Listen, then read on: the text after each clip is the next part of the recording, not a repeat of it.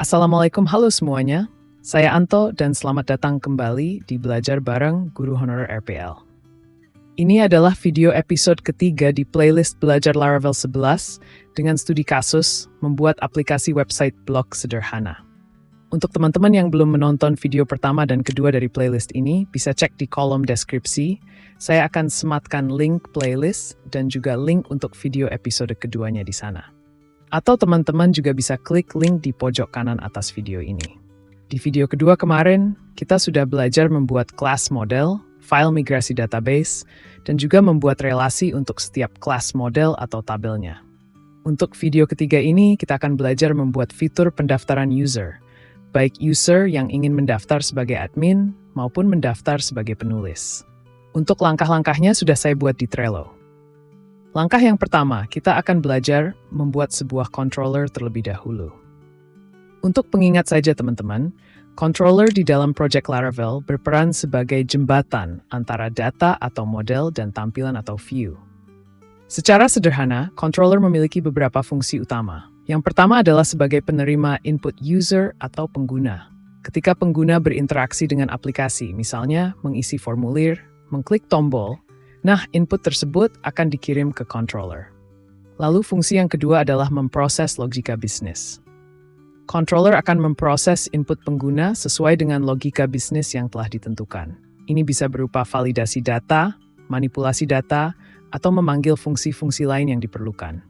Yang ketiga yaitu memanggil sebuah model.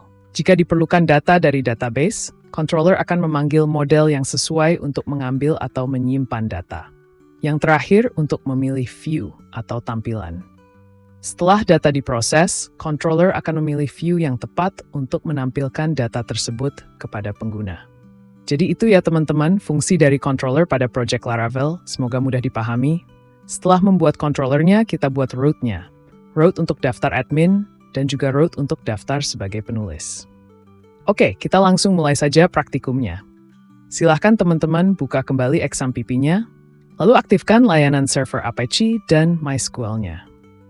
Setelah dipastikan semuanya berjalan, silahkan teman-teman buka kembali Project Pracpost menggunakan Visual Studio Code.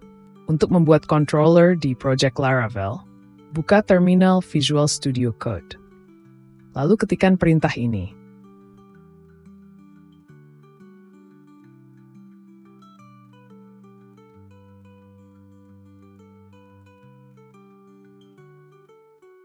Nama controller yang akan kita buat adalah daftar controller, karena fungsinya hanya untuk menangani permintaan pendaftaran user. Setelah controller berhasil dibuat, selanjutnya kita akan membuat route atau jalur untuk menampilkan halaman form pendaftaran user, baik yang mendaftar sebagai admin maupun yang mendaftar sebagai penulis. Untuk membuat route, silahkan teman-teman buka direktori root, lalu masuk ke file web. Disinilah kita akan membuat route untuk setiap halaman dan request yang ada di dalam website blog sederhana kita. Agar lebih rapi dan lebih mudah dipahami ke depannya, di sini saya akan mengelompokkan route berdasarkan middleware-nya. Sebagai pengingat, middleware dalam konteks Laravel adalah sebuah kelas khusus yang berfungsi sebagai penengah antara permintaan atau HTTP request dengan controller yang dituju. Tujuannya untuk memfilter atau menyaring HTTP request sebelum menjalankan sebuah function di controller. Contoh sederhananya, misalkan pengguna ingin menulis sebuah postingan artikel baru, namun permintaan ini hanya bisa dilakukan jika pengguna sudah melakukan login atau autentikasi. Sebelum permintaan ini sampai ke controller, middleware akan melakukan penyaringan. Kalau penggunanya belum login, maka permintaan ini tidak akan disampaikan ke function createPost di controller. Kelas middleware akan menghentikan permintaan ini. Begitupun sebaliknya, jika pengguna sudah login, permintaan ini akan dilanjutkan ke controller dan function createPost akan dijalankan. Nah, karena permintaan untuk daftar user hanya bisa dilakukan oleh user yang belum login dan belum punya akun, maka untuk daftar user akan saya kelompokkan ke dalam grup root dengan middleware guest atau tamu. Untuk membuat grup root, teman-teman bisa menuliskan kode seperti pada video.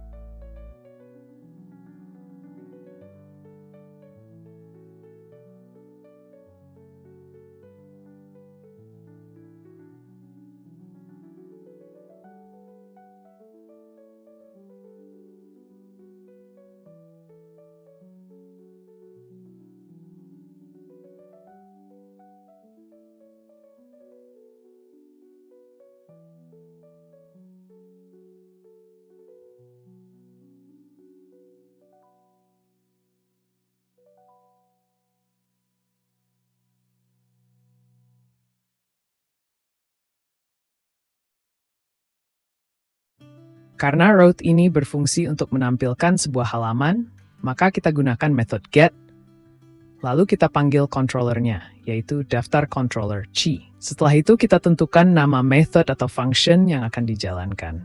Terakhir kita beri nama untuk route ini, sehingga ketika kita ingin memanggil route ini, kita cukup panggil nama route-nya. Alhamdulillah dengan begini kita sudah berhasil membuat route.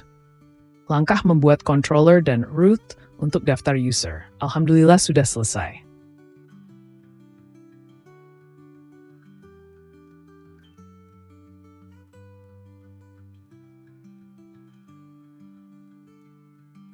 Selanjutnya, kita akan membuat function untuk menangani permintaan daftar user sebagai admin dan sebagai penulis. Lalu setelah itu, kita akan membuat view atau tampilan form daftar usernya. Kita buka kembali Visual Studio Code-nya. Silahkan buka daftar controllernya yang ada di direktori app, HTTP, dan controller. Di dalam daftar controller ini, kita akan membuat dua function baru. Yang pertama, kita akan buat function untuk menangani permintaan daftar user sebagai admin. Silahkan tulis kode berikut ini.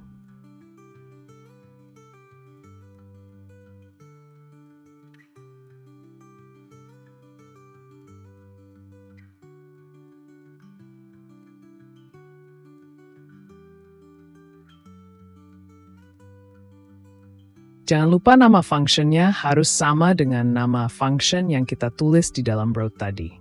Untuk daftar sebagai admin, nama functionnya adalah daftar admin.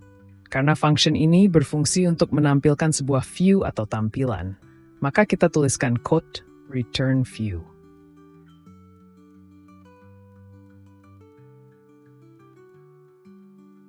Lalu kita panggil file view-nya. Meskipun belum kita buat, tapi tidak apa-apa, kita tuliskan saja dulu. Nantinya saya akan membuat view form daftar user dengan nama form daftar di dalam folder auth. Lalu di sini juga saya akan mengirimkan sebuah data dengan nama title. Data ini akan mengirimkan nama judul halaman, yaitu daftar admin. Ini juga bisa gunakan untuk testing nanti, memastikan bahwa function ini berhasil dipanggil dan dijalankan dengan baik. Oke, untuk function daftar admin sudah selesai. Selanjutnya, kita akan buat function untuk daftar sebagai penulis. Silahkan teman-teman ikuti penulisan code di video ini, isinya hampir sama dengan yang daftar admin.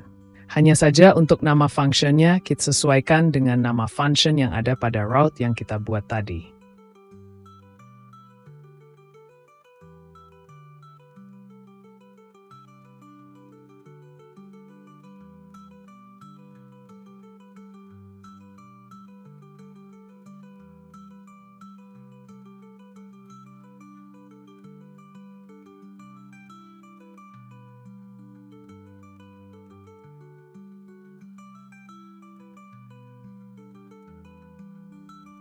Teman-teman bisa pause atau ulangi video ini jika ingin melihat code lebih jelas.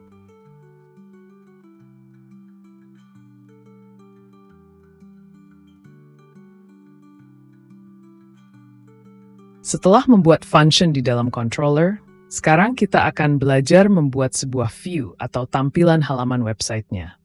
Untuk membuat view, silahkan teman-teman buka direktori resources, lalu buka views.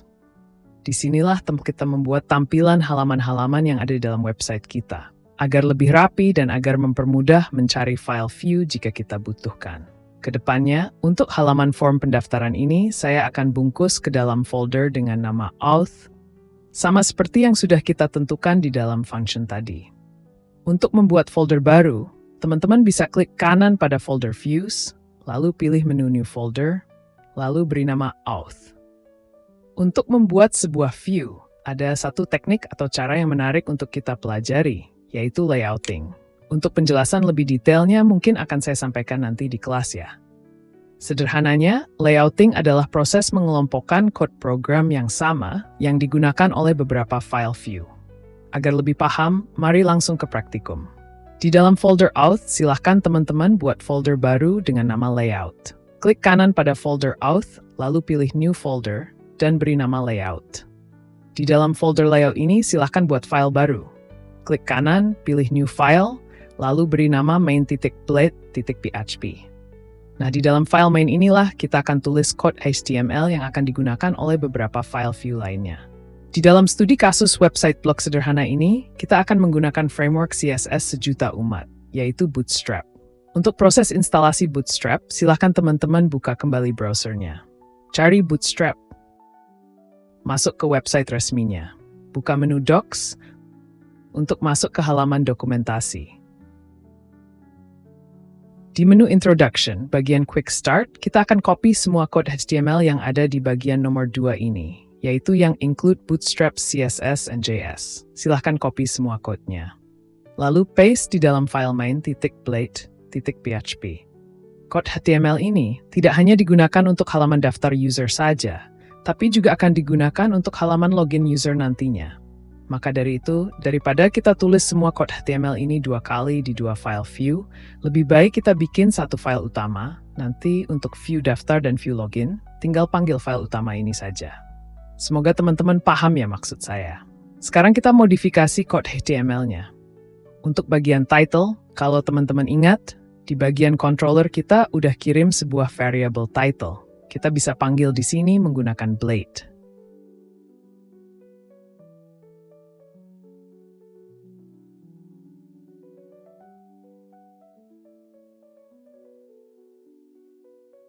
Lalu di bagian body, tag H1 ini kita hapus. Kita buat container untuk wadah konten utama kita nanti.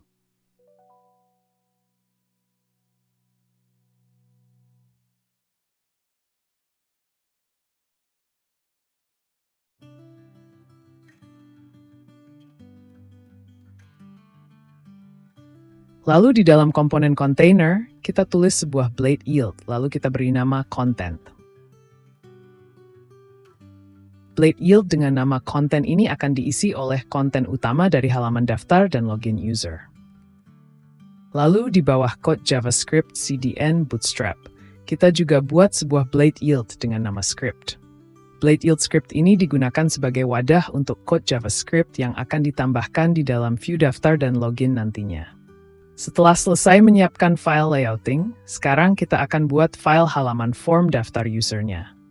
Silahkan teman-teman klik folder auth-nya, lalu klik menu New File, beri nama filenya dengan formdaftar.blade.php. Nah, karena tadi kita sudah menyiapkan file layouting main, di dalam file form daftar ini, kita tinggal panggil file mainnya dengan menggunakan Blade Extend.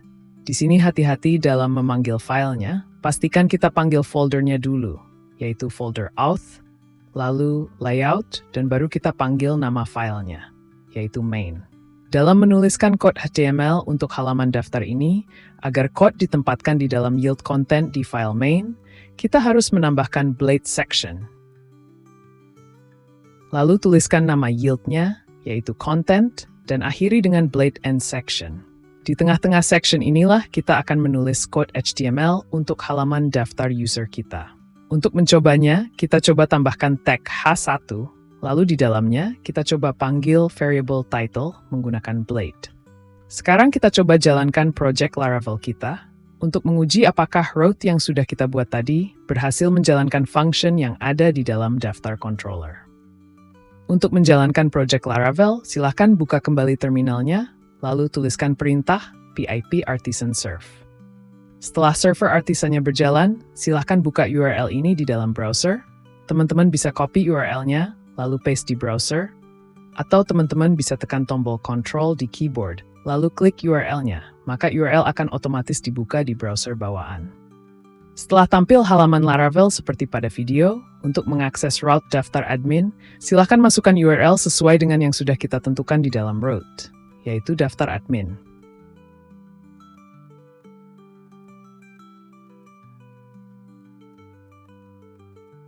Jika muncul tulisan daftar admin seperti pada video, berarti route daftar admin, function daftar admin yang ada di daftar controller, dan view form, daftar berhasil dijalankan dengan baik. Agar lebih meyakinkan, di sini saya akan coba ubah value untuk variable title-nya. Misalkan, Hai saya Anto, guru honorer RPL. Kita cek. Di browsernya juga berubah. Sekarang kita coba akses untuk root daftar penulis. Silahkan masukkan URL sesuai dengan yang ada di dalam root, yaitu daftar penulis.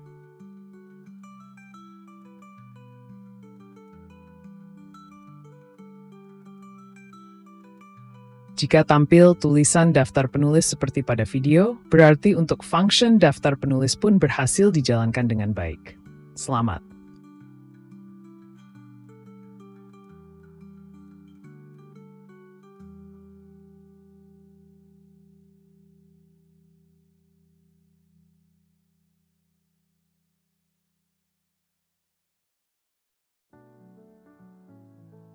Karena durasi video sudah lebih dari 17 menit, agar durasinya tidak terlalu panjang, mungkin untuk video episode ketiga ini kita akhiri sampai di sini.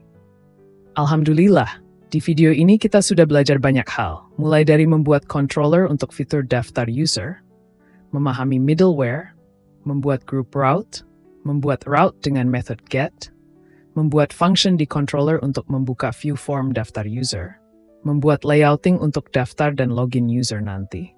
Yang terakhir, memastikan halaman form daftar user berhasil dijalankan dengan baik. Di video selanjutnya, kita akan menyelesaikan membuat halaman form daftar user menggunakan framework CSS Bootstrap. Jangan lupa subscribe bagi yang belum dan aktifkan tombol loncengnya. Terima kasih sudah menonton hingga akhir. Saya berharap video ini bermanfaat. Wassalamualaikum.